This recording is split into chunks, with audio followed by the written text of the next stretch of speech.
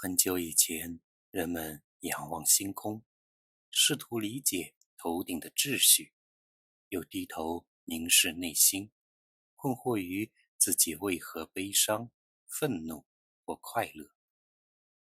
那时候的他们还没有听说过心理学这个词，也没有现代的脑科学技术，却已经开始在露天的广场上、船只的甲板上，甚至一棵橄榄树下，讨论一个古老又永恒的问题：人为什么会这样想，又为什么会那样做？欢迎来到心流史话。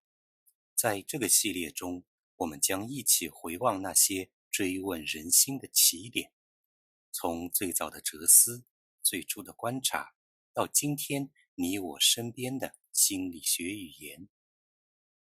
今天就让我们从古希腊出发，开始心流实录的第一站。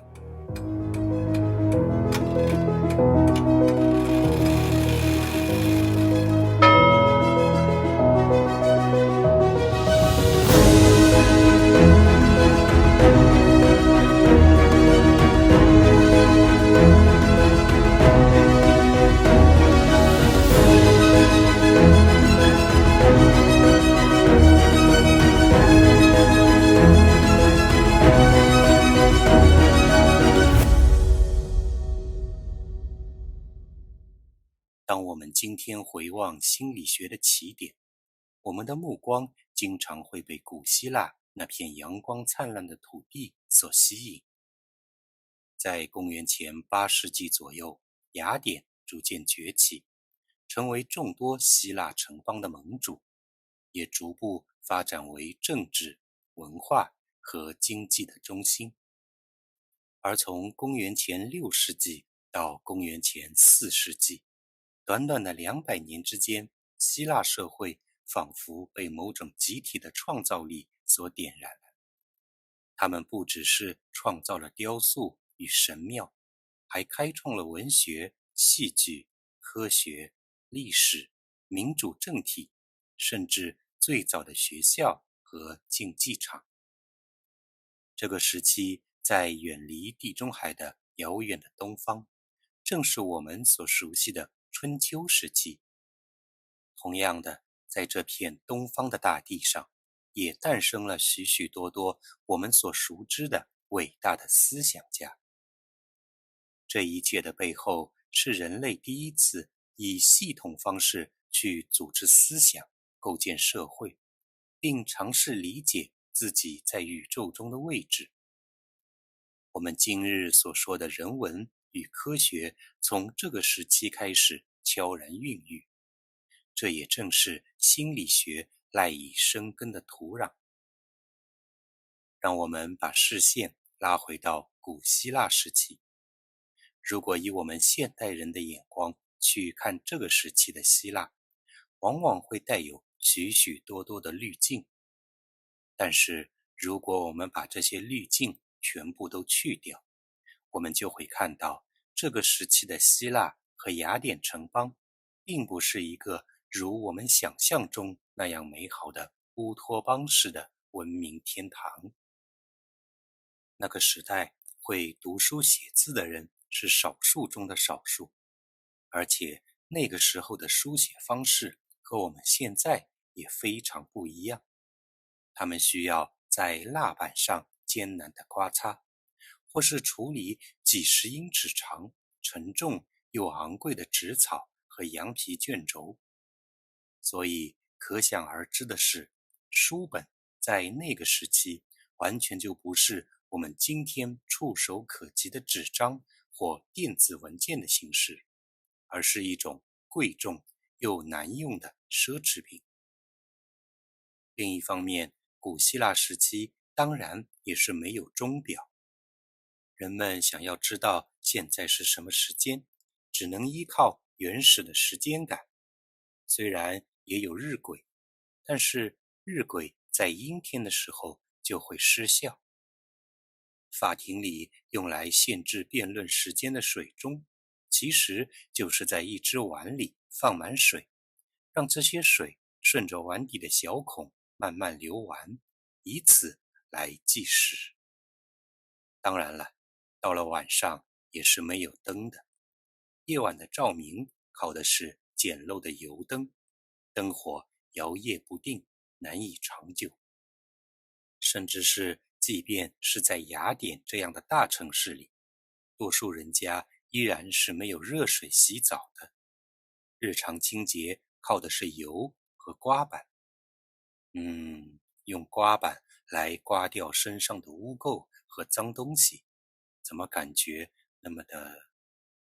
好吧，除了这些硬件设施上的不便利，更为根本的是这个时期的希腊是建立在奴隶制度之上的。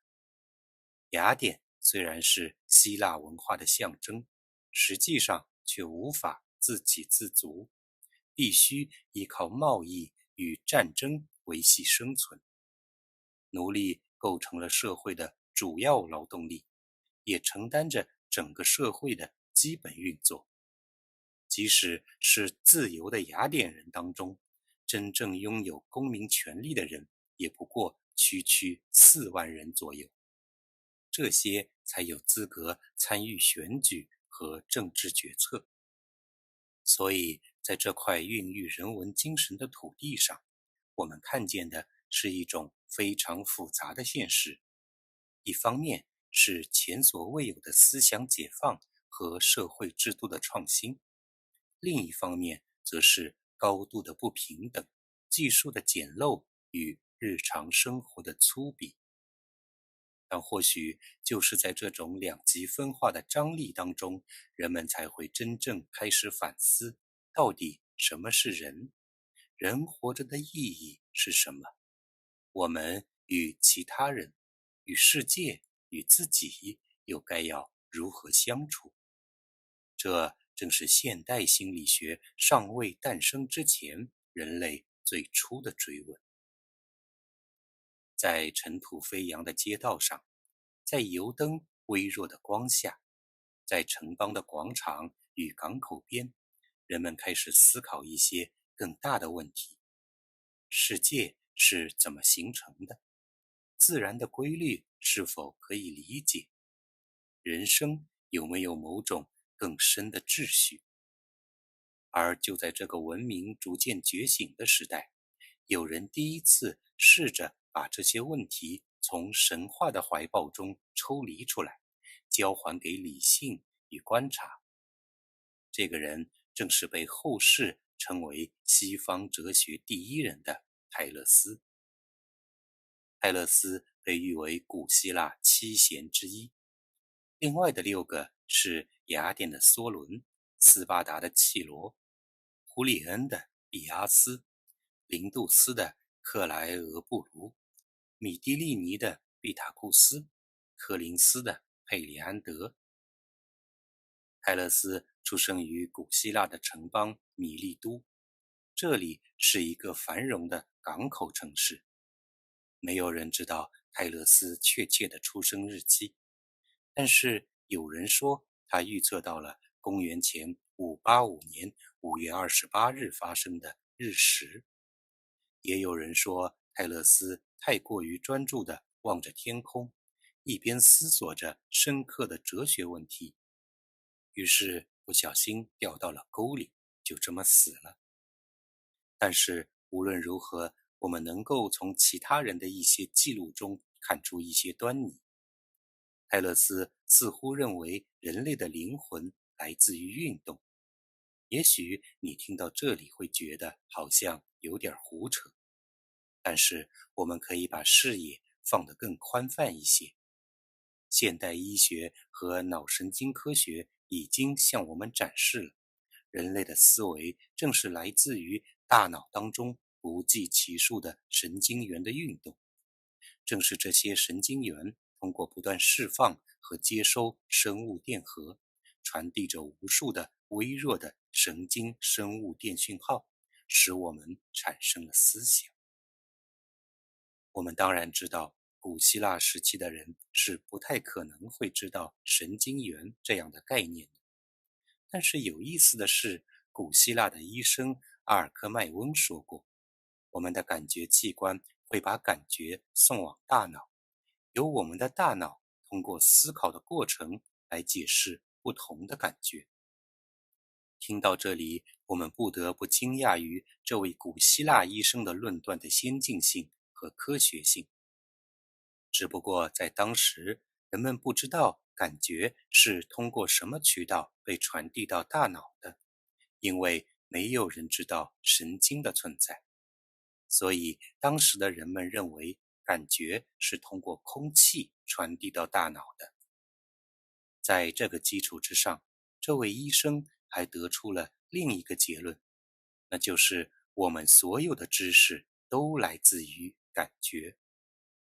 这个论点就被当时的旅行者们沿着尘土飞扬的道路传播到了希腊世界的各处，当然也传播到了一个名叫普罗泰戈拉的人的耳朵里。普罗泰戈拉是希腊最早的语法学家之一，他强调正确使用语言，最早区分了名词的词性和句子的不同类型。他在阿尔科迈翁的这种说法的基础上提出，如果我们的知识全部都来自于我们的感觉，那么这个世界上就不存在绝对的真理了。这是什么意思呢？举个最简单的例子，如果我看到玫瑰是红色的，那么玫瑰就是红色的。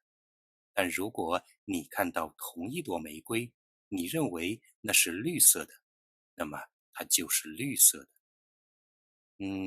听起来似乎有点唯心主义，是不是？实际上，这也是普罗泰戈拉最著名的论点：人是所有事物的尺度。我的眼睛就是尺，我告诉你们。当然了，也正是因为这个论点，普罗泰戈拉惹上了不小的麻烦。因为按照他这个说法，人们就没办法证明天神的存在了，因为天神既看不见也摸不着。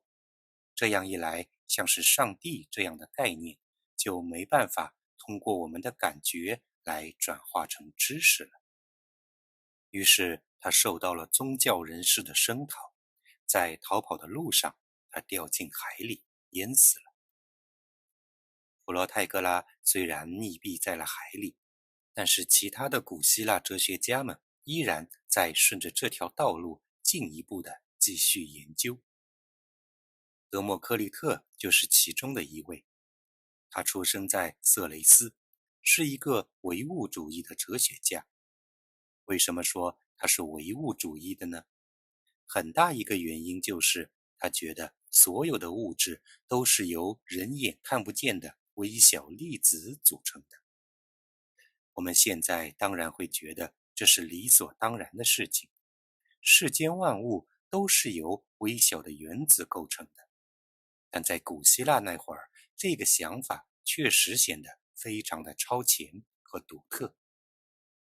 在这个基础上，德谟克利特认为，所有的物质都会在这种微小的粒子上留下自己的空气痕迹，然后这些留有痕迹的微小粒子会随着空气传播，当它们碰到我们的眼睛的时候，就会和眼睛上的微小的粒子发生反应。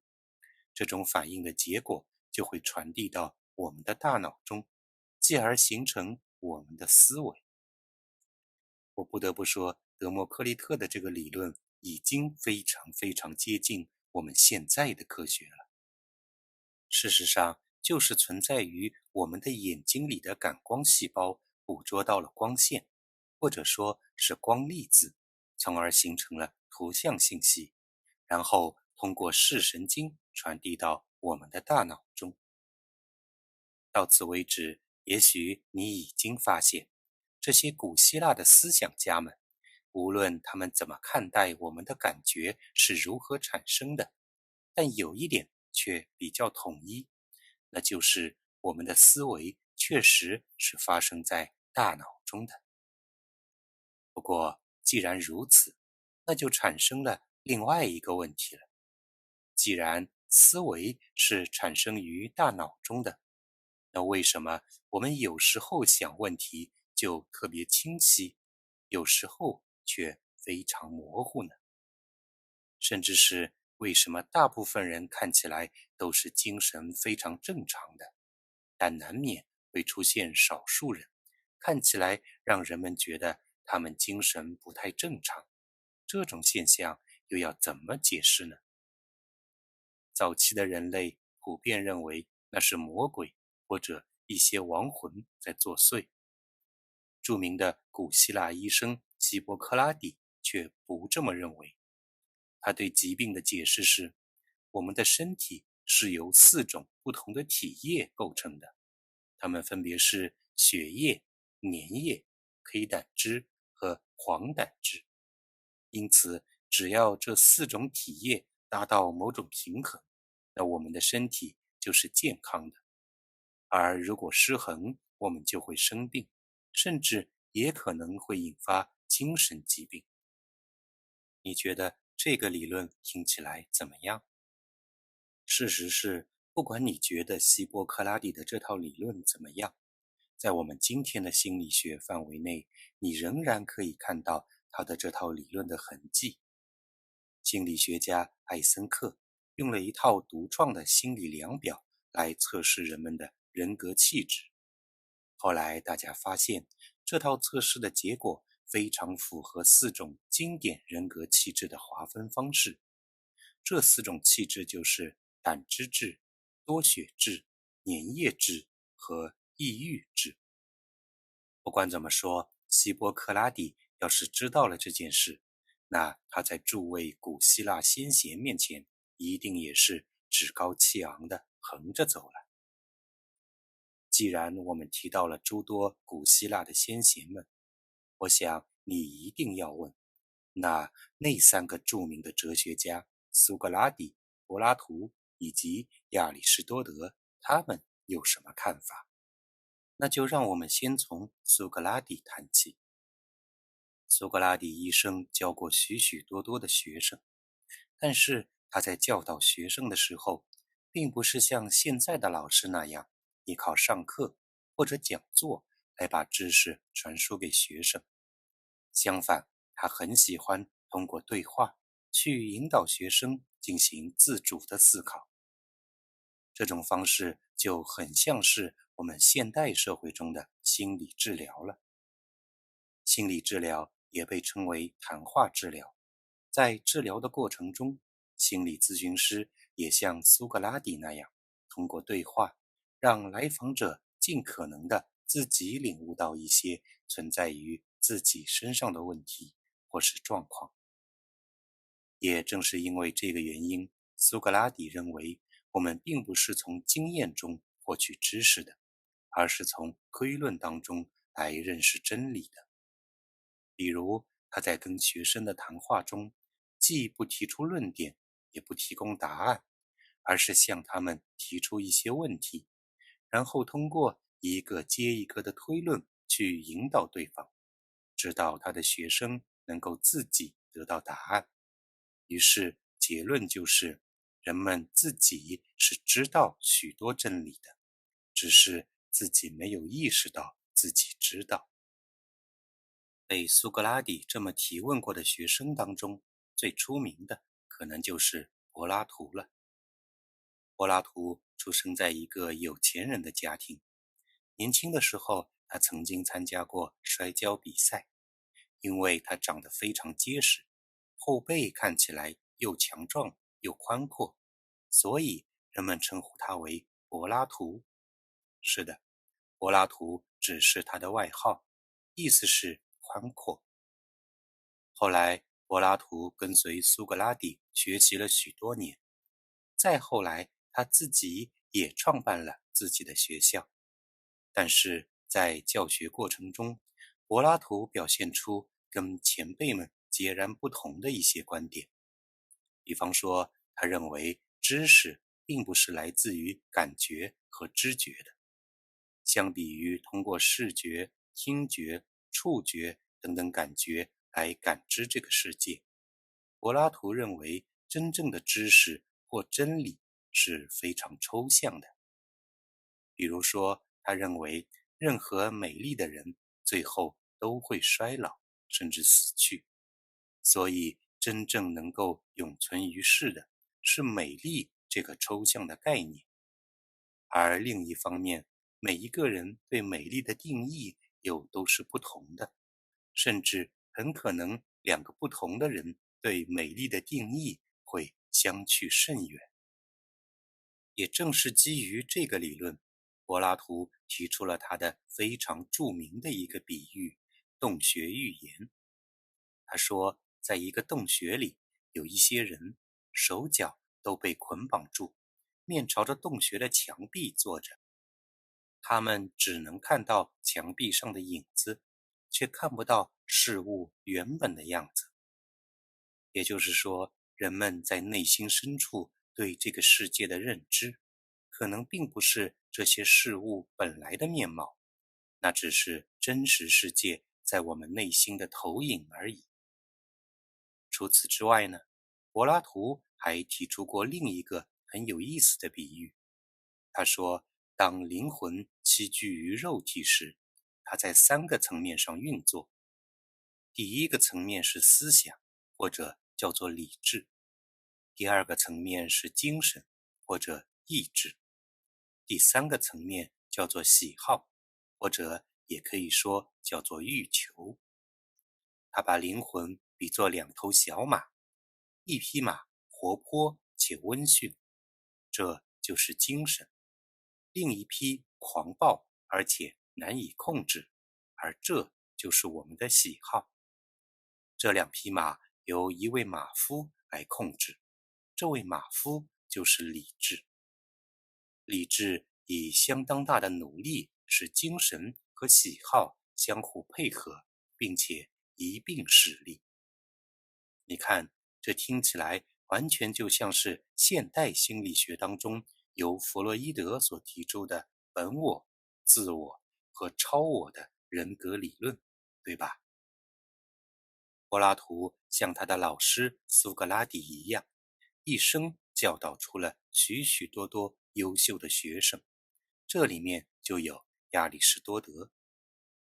亚里士多德也继承了许多他的前辈们的一个共同的特点，那就是跟自己的老师唱反调。相比于柏拉图那样更倾向于唯心主义的调调，亚里士多德反而认为感觉和感知是非常重要的，这些都是知识的基本来源。